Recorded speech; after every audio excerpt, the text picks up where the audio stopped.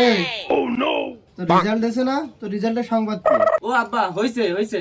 হইছে মানে কি? রেজাল্ট কি হয়েছে তাই বল, খালি হইছে বললে হবে না।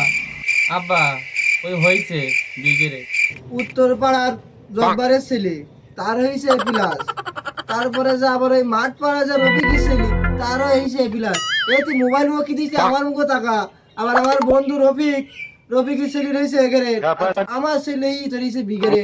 সহ্য না করে কি তাহলে পারা যায়? আব্বা তোমরা যারা একসাথে চাকরি করো তারা তো সব ভালো ভালো পজিশনে চলে গেছে। তুমি যে তোমার বন্ধুর কথা বললে রফিক, ও তো রাস্তার ধারে 3 তলা বাড়ি, ও ছেলের আবার একটা কিনে দিয়েছে মার্সিডিজ গাড়ি। আরে পাগল, ওরা যা করেছে সব ঘুষির টাকা দিয়ে, আর আমি যা করেছি এই সৎ উপার্জনে যতটুকু হয়েছে এই ততটুকুই আমার।